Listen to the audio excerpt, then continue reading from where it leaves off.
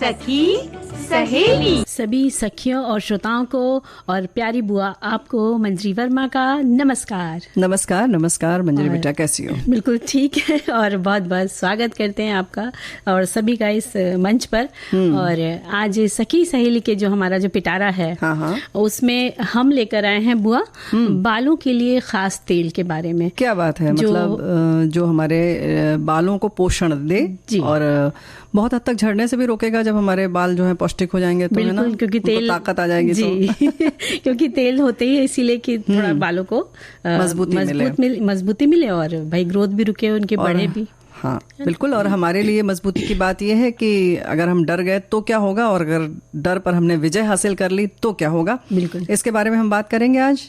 और सखी विशेष के अंतर्गत हम बात करेंगे साहित्यकार उषा मित्रा जी के बारे में बात करेंगे।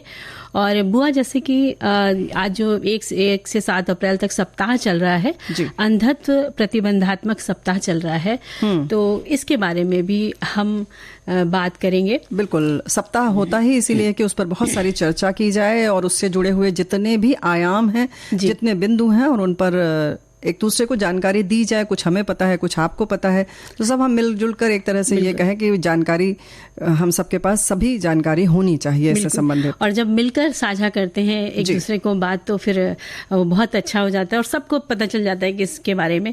तो जैसा कि हम जानते हैं कि बुआ कि हमारी आंखों का जो है वो हमारे जीवन में बहुत ही महत्वपूर्ण स्थान है, क्योंकि जो ये खूबसूरत दुनिया है हम इन आंखों के माध्यम से ही देख सकते हैं।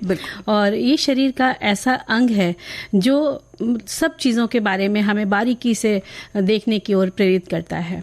तो 1 से 7 अप्रैल को ये सप्ताह मनाया जाता है। लोगों में इस दिन जागरूकता फैलाई जाती है कि कैसे वे अपनी आंखों का ख्याल रखें और जो समस्याएं आती हैं उनका निवारण कैसे हो, इस बारे में बात किया जाता है। जैसे कि नेत्रों की स्वच्छता के बारे में बात करना है और निःशुल्क जांच की जाए क्लिनिकों में और शिविरों में और स्वास्थ्य केंद्रों द्वारा भी आज के दिन जानकारी दी जाती है। और ये हमारे जो शिक्षक हैं और सामाजिक कार्यकर्ता हैं बुआ, उनका भी ये कर्तव्य हो जाता है कि वो इस सप्ताह को सफल बनाने में सहयोग प्रदान करें। देखो भाई, ये केवल उनका ही कर्तव्य नहीं है, हम सबका कर्तव्य है एक दूसरे को बताएं। हम हो सकता है कि किसी को थोड़ी सी कम जानकारी हो, किसी को ज्यादा हो, तो सभी एक दूसरे से साझा करें। सिर्फ सामाजिक कार्यकर्ता या शिक्षक की जिम्मेदारी नहीं है, हम सब सामाजिक प्राणी हैं, तो हमारी भी जिम्मेदारी होती है कि हमारे आसपास लोगों को ये बताएं। और वैसे हमारे देश में बहुत संख्या जो है नेत्रहीन लोगों की काफ़ी है, तो जाहिर है कि हमें सजग रहना चाहिए। और हमारे यहाँ मुख्य कारण जो है वो आमतौर पर, जैसा कि हम भी मानते ही हैं कि पैसा न होने से यानी गरीबी होने से कुपोषण की भी समस्या है। तो जाहिर है कि मोतियाबिंद तो खैर बढ़ती उम्र के साथ होता है, ट्रकोमा है, ग्लूकोमा है, ये सारी चीज़ें भी होती है। कभी कभी जानकारी का अभाव होने की वजह से चीज़ें बढ़ती जाती हैं और इस हद तक बिगड़ जाती हैं कि हम वापस नहीं लौट पाते, यानी कि उसको ठीक नहीं कर पाते। तो जाहिर है कि बच्चों में, जैसे कि कुपोषण की बात हम कर रहे हैं, तो बच्चों में विटामिन ए की कमी के कारण होता है। तो इसके बारे में जन जागरण अभियान जैसे चलाया जाता है। हम भी अपने आसपास देख सकते हैं कि किसको इस बात की जानकारी नहीं है, उसे बताएं। और वैसे तो सरकार जो है इस तरीके के आयोजन करती रहती है। इस सप्ताह में खास तौर से ज्यादा करते हैं, जैसे मुफ्त चश्मा वितरण किया जाता है, जांच केंद्र में जांच की जाती है मुफ्त में, नेत्र के देखभाल की जानकारी दी जाती है।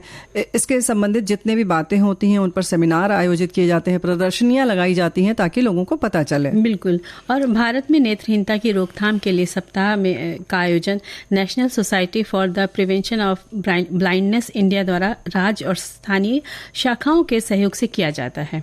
वैसे तो हम सभी को जागरूक रहना ही चाहिए और बच्चे से लेकर बड़ों तक, यदि किसी को भी आप देखते हैं कि नेत्र की समस्या आती है तो तुरंत उसका उपचार करना चाहिए।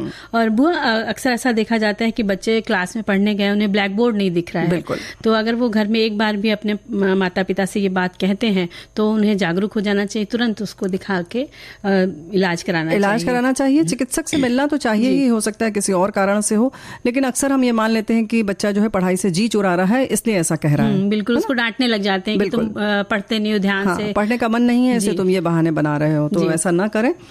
और नेत्रों का जो ध्यान रखना है उसमें क्या है कि आपको समय पर सोना चाहिए और सही रोशनी में पढ़ना, ये बहुत ज़रूरी है। और आप स्वच्छता की बात तो हम लोग कर ही रहे हैं, कम से कम 10 बार तो अपनी आंखों को सुबह उठकर धोना ही चाहिए। और कहीं बाहर से भी आते हैं तो भी अपनी आंखों को धोना चाहिए, क्योंकि धूल के जो कण होते हैं वो आंखों में चले जाते हैं। और जब बुआ इसके साथ साथ जो बच्चे खेल के आते हैं, हम बड़े भी कहीं बाहर से आ रहे हैं तो तुरंत अपने हाथ को धो लें, क्योंकि खेलने के समय धूल भी बच्चों के जाती है तो वो आंख में लग सकती है। तो इस तरह की छोटी छोटी सी बातें होती हैं जिनको हमें ध्यान रखना है और बच्चों सभी को समझाना भी है। आजकल खासतौर से हम मोबाइल या कंप्यूटर पर काम करते हैं तो जो रेज आती हैं, जो किरणें आती हैं हानिकारक, उनसे बचाव के लिए बीच बीच में आंखों का व्यायाम भी करें। वैसे बड़ी खुशी की बात यह है कि विश्व का पहला एटलस बनाया गया है। कोलकाता के National Atlas and Thematic Mapping Organisation ने इस साल के प्रयास के बाद एक एटलस बनाया है, जिसमें ये जो हमारे साथी जिनकी नेत्र नहीं है, जो देख नहीं पाते, उनके लिए है। इसमें नक्शे की बाहरी रेखाएं उभरी रहती हैं और कागज पर सिल्क स्क्रीन प्रिंट का इस्तेमाल करके बनाया गया है ताकि लोग उसे महसूस करें, और नेत्रहीन लोग, और इसे ब्रेल एटलस कहा जाता है। तो ये बड़ी उपलब्धि है हमारे देश की। तो ये चीज़ें तो बनती रहती हैं, ब्रेल लिपि की वजह से हमारे नेत्रहीन साथी जो हैं वो पढ़ सकते हैं, समझ सकते हैं, लेकिन ये हो ही ना, इस बारे में हम सजग हों। और इसके संग संग ये जो सप्ताह है, इस समय हम नेत्रदान का अभियान भी चला सकते हैं। इस बारे में भी जन जागरण कार्यक्रम किए जा सकते हैं, एक दूसरे को कहा जा सकता है, प्रेरित किया जा सकता है, समझाया जा सकता है कि भाई ये नेक काम करिए। और बुआ इसके साथ साथ ये भी हो सकता है कि अब मतलब खान पान के बारे में भी ध्यान रखना है। तो जो विटामिन ए जिन चीज़ों से मिलता है, खाद्य पदार्थों से, उनको भी अपने आहार में शामिल करें। बिल्कुल। तो बुआ हम लोग बात कर रहे थे ना कि उसके बारे में, सप्ताह के बारे में, तो उस पर एक संदेश आया है कि लिखते हैं कि अंधता निवारण सप्ताह 1 से 7 अप्रैल तक आयोजित किया जाएगा। इस सप्ताह के दौरान स्कूल परिसरों में भी अंधता निवारण हेतु तरह तरह के पर्चे, पंफलेट और पोस्टर प्रदर्शित किए जाते हैं। अंधेपन की रोकथाम पर सप्ताह भर चलने वाले इस अभियान के दौरान भारत सरकार विभिन्न कार्यक्रमों और गतिविधियों का आयोजन करती है, जिसमें मुफ्त शैक्षिक सामग्री, आंखों की बीमारियों का ज्ञान और मुफ्त आंखों की जांच, मोतियाबिंद का पता लगाने सहित सामुदायिक स्वास्थ्य केंद्रों में प्रदान की जाती है। जन्मजात नेत्र रोगों के लिए निवारक उपाय प्रदान करने के लिए प्रत्यारोपण के लिए कार्निया दान का भी आयोजन किया जाता है। यानी कि सब तरह से जरूरत यही है कि हम जानकारी रखें ताकि कोई भी समस्या आने से पहले, या अगर समस्या आ भी गई है तो उसका निवारण समय से हो सके। बिल्कुल। और हम जो है, हमारी जो सखी विशेष है साहित्यकार उषा देवी मित्रा, तो इनके बारे में हम चर्चा कर लेते हैं कि साहित्यकार उषा देवी मित्रा बांग्ला और हिंदी के साहित्यकार थी। आपका जन्म सन 1897 में जबलपुर के बंगाली परिवार में हुआ था।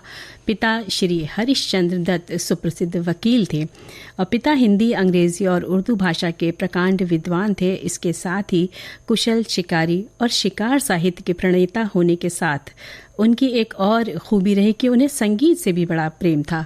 और उषा देवी की माँ जो थी सरोजनी दत्त धार्मिक विचार की स्नेहिल महिला थी, और उषा जी की जो दादी थी विनोदनी देवी बांग्ला की सुप्रसिद्ध लेखिका थी।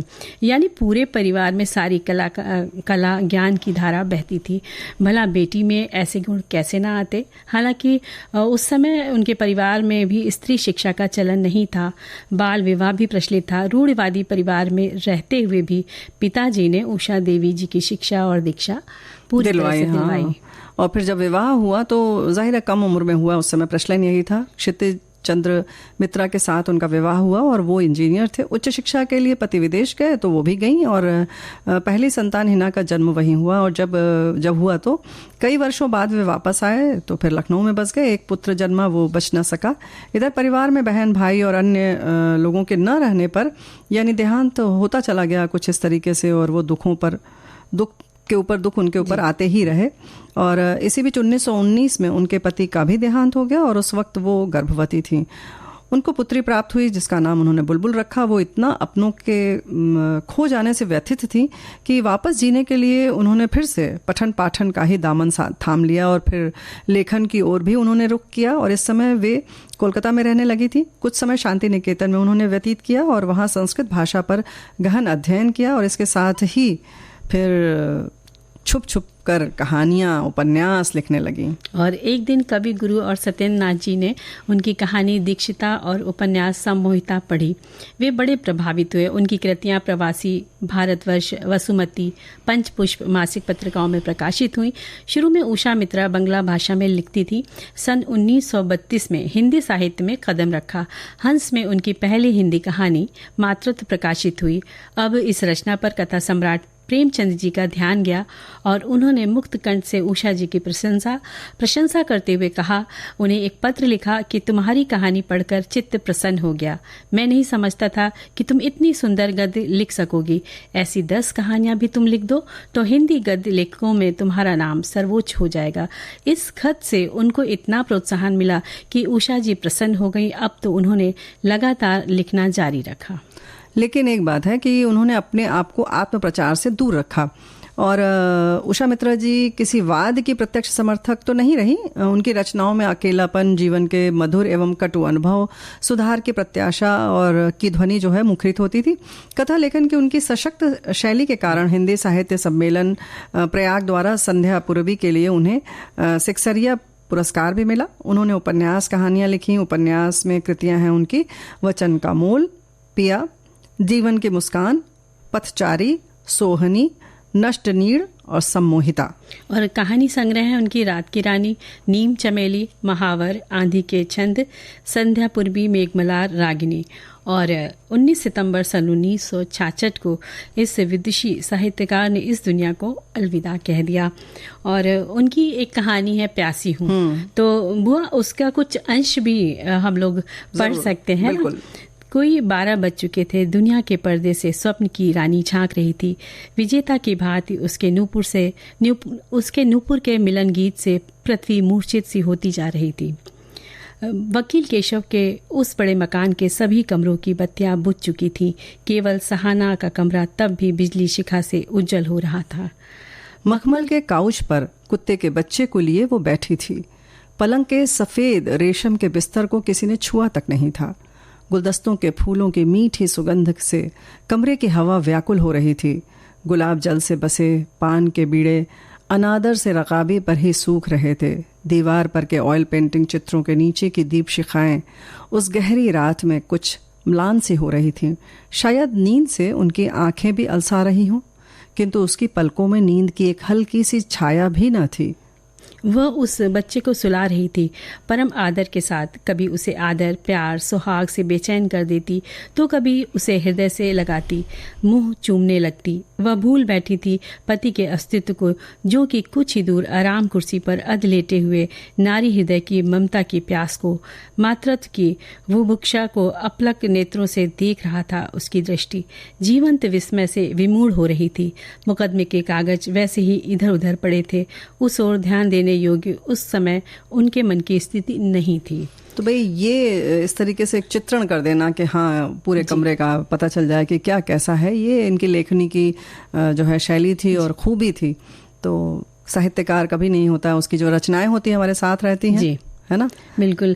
और इस तरह से बड़ी अच्छी अच्छी लगती हैं जब कहानियां किसी साहित्यकार की पढ़ते हैं तो लगता है बस पढ़ते ही जाओ, है ना। तो बुआ अब हम लोग बात करेंगे बालों के लिए खास तेल हम कैसे बनाएं, क्योंकि बालों के लिए देखभाल जो बहुत ज़रूरी होती है। लंबे बाल या जैसे भी बाल हैं जिसके भी, तो उनके रख रखाव के ऊपर बहुत ध्यान देना पड़ता है।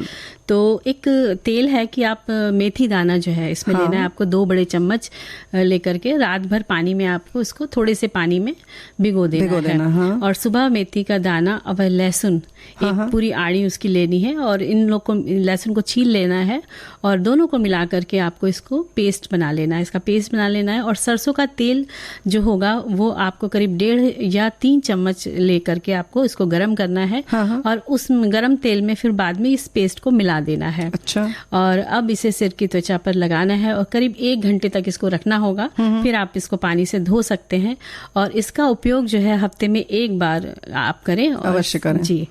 तो इसको जब धोना होगा बाद में तो फिर जाहिर है कि शैम्पू तो लगाएंगे ही ना? उस दिन शैम्पू आप लगा सकते हैं जी। और फिर उसके बाद आप सुखा लीजिए। लेकिन बालों को कहते हैं कि बहुत ज्यादा रगड़ करके नहीं पोंछना चाहिए, हल्के हाथ से पोंछना चाहिए तौलिया से। और ड्रायर ज्यादा कुछ लोग ड्रायर से सुखाने लग जाते हैं, तो वो भी नहीं सुखाना चाहिए, नहीं करना चाहिए। हाँ, और इस तेल से कहते हैं कि बालों की ग्रोथ अच्छी होती है, इसकी बढ़त अच्छी होती है।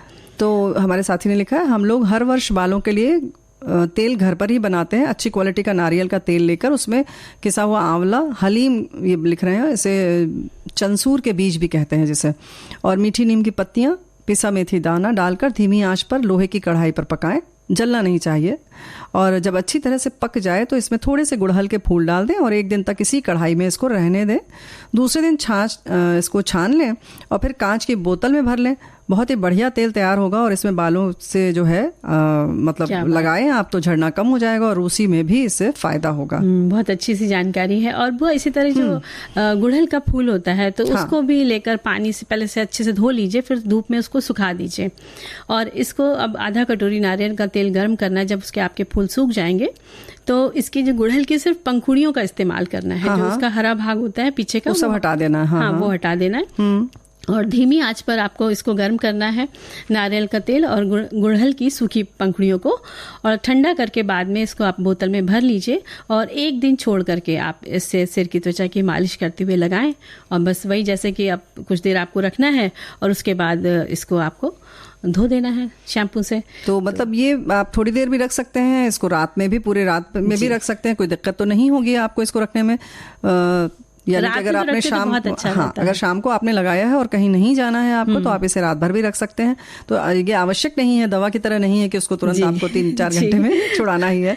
तो इस तरह से आप उसे रख सकते हैं और अपनी सुविधा के हिसाब से दूसरे दिन बाल को धो सकते हैं। तो भाई देखो, ऐसा है कि हमारे साथी ने लिखकर भेजा है कि हमें भी इंतजार है खास तेल का। गौर से सुन रहे हैं अच्छा। आप सब शिक्षकों को, क्योंकि मेरी उम्र 34 साल है लेकिन बहुत से बाल सफेद हो रहे हैं, जबकि हम कोई चिंता फिक्र भी नहीं करते क्योंकि हम आपके जो श्रोता ठहरे। अच्छा। तो भाई बहुत बहुत धन्यवाद, आपने ये अच्छी बात बताई कि श्रोता हैं इसलिए आप निश्चिंत रहते हैं। लेकिन बालों का झड़ना जो होता है सिर्फ चिंता से नहीं होता है, कुछ तो हमारे परिवार की भी हेरिडिटी चीजें मिलती हैं हमको, पैतृक संपत्तियां जैसे मिलती हैं वैसे ये भी मिलता है। और कहीं कहीं धूप और जो पोल्यूशन है, प्रदूषण है, इसकी वजह से भी होते हैं जी। तो सिर्फ ऐसा नहीं है। हाँ, और इसके साथ साथ कभी कभी पोषण का जो खान पान है उसमें भी थोड़ा आगे पीछे आप देख लीजिए, बिल्कुल, कि जो फायदा करता है वो ही ले।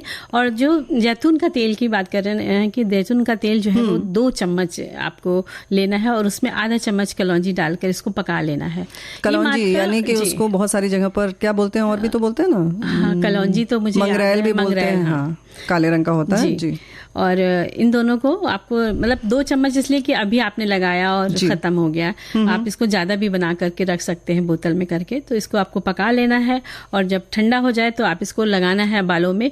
और अगर आपके पास समय नहीं है तो आप बाद में धो लीजिए, और अगर समय है तो आप कुछ समय बाद धो लीजिए। यानी कम से कम आधे घंटे तो आप लगा के रखें। आधे घंटे तो लगा के रखें, अच्छे से मालिश करते हुए, उंगलियों के पोर से मालिश करते हुए लगाएं। और जैतून के तेल में एंटीबैक्टीरियल गुण पाए जाते हैं जो स्कैल्प की गंदगी और रूसी को दूर करते हैं।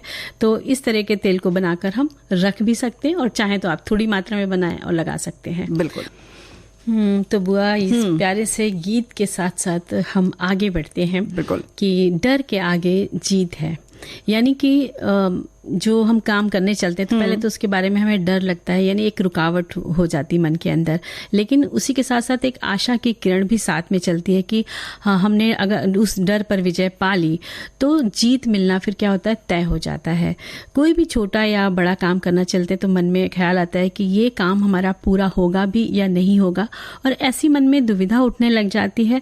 और अगर हम हिम्मत हार के बैठ जाएं तो वो जो डर है ना, वो हावी हो जाता है हम पर। हाँ, लेकिन ये बात जो है, ये भावना जो है वो सब में आई है, जरूरी नहीं है। कुछ लोग बिना किसी डर के आगे बढ़ते हैं और बहुत मुश्किल काम भी होता है तो भी बाकी लोग डर रहे होते हैं, 90% लोग, लेकिन वो कहते हैं कि इसमें डरने की क्या जरूरत है, हमें सफलता मिलेगी या बहुत होगा तो असफलता मिलेगी, बस बाकी तो कुछ नहीं जाएगा हाथ में। तो अगर ये सोच के लोग आगे बढ़ते हैं तो जाहिर है कि उन्हें डर लगता ही नहीं है। कहीं ना कहीं डर जो है वो हमारे आत्मविश्वास से जुड़ा हुआ है।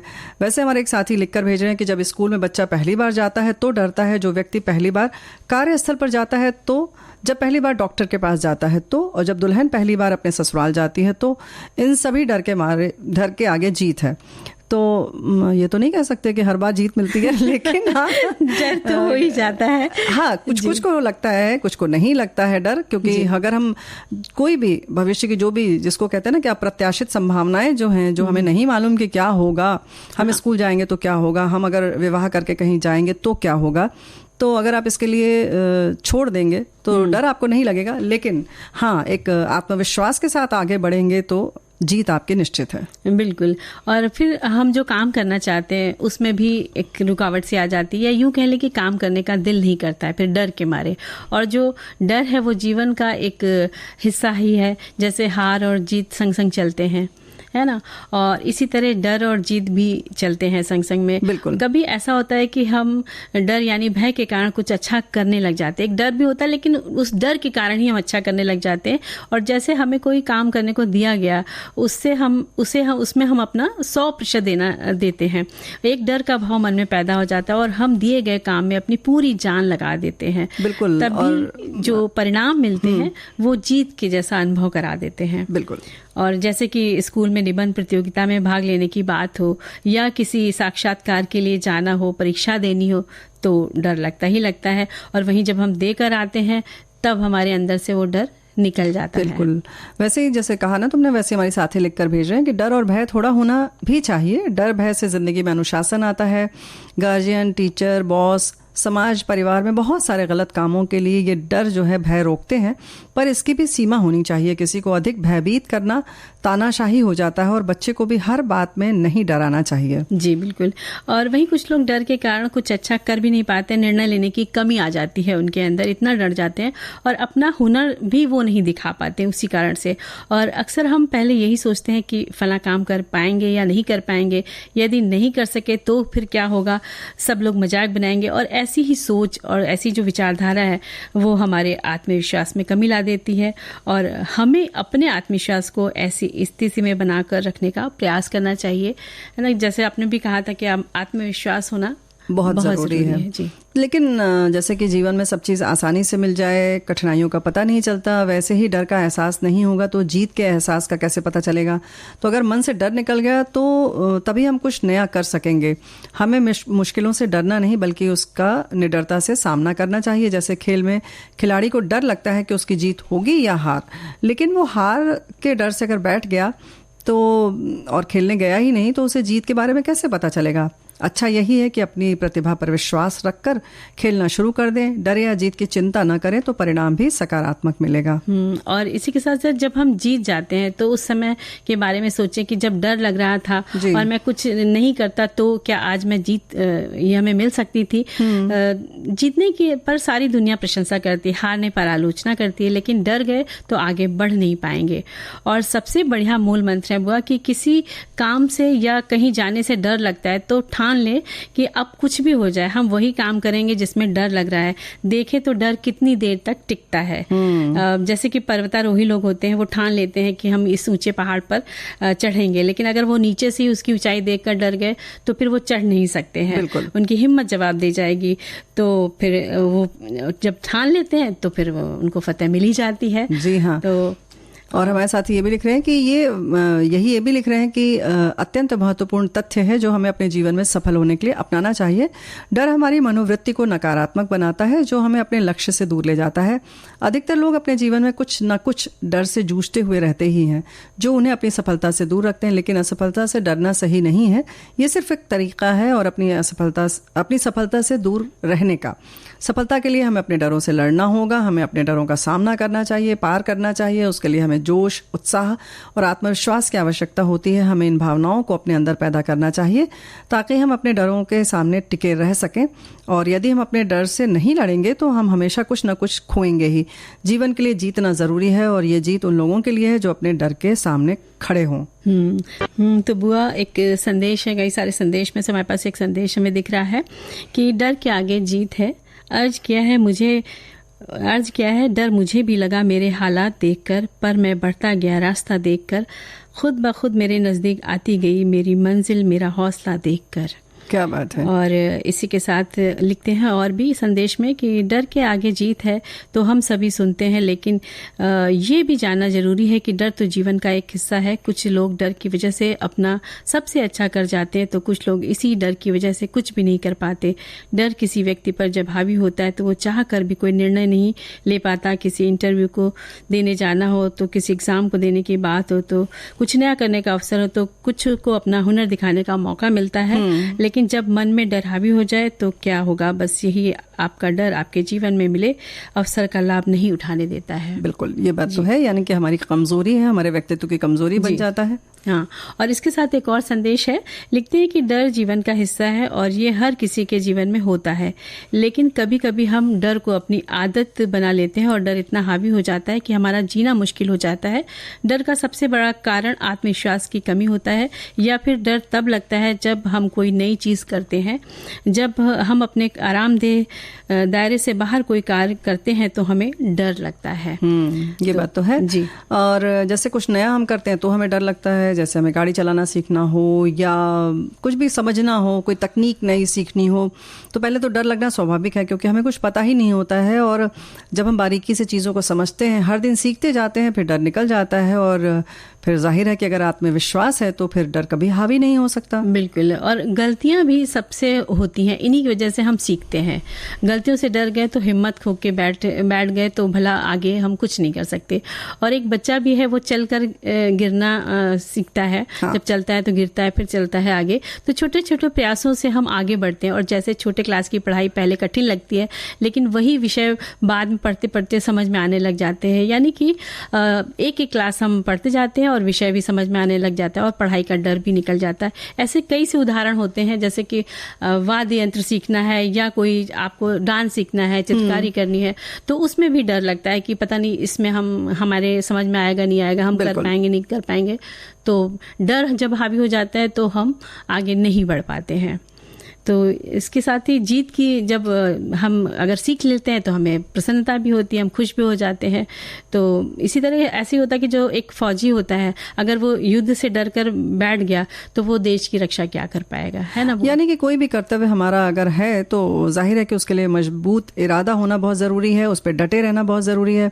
जाहिर है कि अनुशासन बहुत ज़रूरी है। फिर हार से जो भय है उससे पर हमें विजय पानी होगी, यानी कि हार के डर से हमें बैठना नहीं होगा। या जैसे कि हर चीज़ में होता है ना कि अगर आप कोई खेल खेल रहे हैं तो या तो आप हारेंगे या जीतेंगे, तो किसी ना किसी को तो हार का मुंह देखना ही है। तो हार से इतनी नफरत क्यों? तो यानी कि उसको भी गले लगाना चाहिए और उसका भी स्वागत करना चाहिए। तो जाहिर है कि फिर आपका डर जो है वो अपने आप कम हो जाएगा, यानी कि आप डर पर काबू पा लेंगे। और फिर जाहिर है कि यही सोचना चाहिए कि परिणाम कुछ भी हो, हम अपना सर्वोच्च दें, सर्वश्रेष्ठ दें, जो होना है वो होगा। तो जाहिर है कि इससे जो है हमारा अंदर का साहस बना रहेगा, फिर तो जाहिर है कि परिणाम भी अच्छा होगा। लेकिन फिर परिणाम की चिंता हम करें ही क्यों? और इसके साथ साथ बहुत सारे भय जो होते हैं वो ये भी होते हैं कि लोग क्या कहेंगे अगर हम हार गए तो, या हम कहीं फेल हो गए तो ये सारी चीज़ें जो है, नकारात्मक विचार जो हैं, उनको अगर हम कहीं पीछे रख देंगे तो फिर हम आगे बढ़ते रहेंगे। बिल्कुल। और जैसे कि लहरों के डर से कहते हैं ना कि नौका पार नहीं होती, तो मंजिल पाने के लिए अपने हौसलों को हमेशा बढ़ाकर रखें, डर को नहीं। डर सिर्फ मन का वहम होता है जो हमें आगे बढ़ने नहीं देता है ना? और वैसे ही हम जितना जीवन में संघर्ष करते हैं, जीत हमारी उतनी ही शानदार होती है। बिना संघर्ष के सफलता का स्वाद नहीं मिलता है। और जीवन है तो ये होगा ही। वैसे भी इंसान की पहचान उसके व्यवहार और कर्म से होती है। जी हाँ। तो डरना नहीं है बस, है ना? बिल्कुल। ऐसे हमारे साथी ने लिखा है कुछ पंक्तियां। डर वो है जो तुझे हारना सिखाता है, डर वो है जो तुझे तेरी औकात दिखाता है, डर तेरी कमजोरी पढ़ना जानता है, अकेलापन पाकर तुझे बढ़ना जानता है, और उसका खुद कोई वजूद नहीं होता, सफल लोगों के दिलों में वो मौजूद नहीं होता। अब बारी तेरी है, तुझे उसे निकाल बाहर फेंकना है, आज से तुझे इस दुनिया को निडर होके देखना है। डराना तो दूर, अब तुझे वो हिला भी नहीं सकते, अपनी पूरी औकात लगा फिर भी तुझे गिरा नहीं सकते। वीर है तू इसलिए तुझे आखिरी तक टिकना होगा, जिसके लिए तुझे अपने डर से जीतना होगा। किससे डरता है, अकेलेपन से या हारने से? भाई पत्थर भी भगवान हो जाते हैं चोट मारने से। पता नहीं क्यों फिर भी तू हार से डरता है, एक बात समझ, जो डरता है वही मरता है। अगर ऐसे ही डरोगे तो कुछ भी नहीं कर पाओगे, ज़िंदगी के हर एग्ज़ाम में 0 नंबर लाओगे। अब तुमको उस डर से डरना नहीं है, डराना है, अपने अंदर के डर को हर बार डराना है। तुम कब समझेगा इस दुनिया की यही नीति है, हिम्मत रख क्योंकि डर के आगे जीत है। क्या बात है भाई देखो, मंजिलों की बात कर रहे हैं, डर की बात कर रहे हैं। हमारी एक शरारती सहेली का कहना है, हमारे श्रोता ने लिखकर भेजा, मंजिलें उन्हीं को मिलती हैं जिन्हें ग्राउंड फ्लोर नहीं मिलता है। लेकिन भाई हम तो यही कहेंगे कि आपको ग्राउंड फ्लोर भी मिले, मंजिल भी मिले और रास्ता भी बहुत खूबसूरत मिले। सखी सहेली कार्यक्रम सुनते रहिए जी। और हम लोग लेते हैं कार्यक्रम से विदा। तो मंजरी वर्मा और प्यारी बुआ का नमस्कार। विविध भारती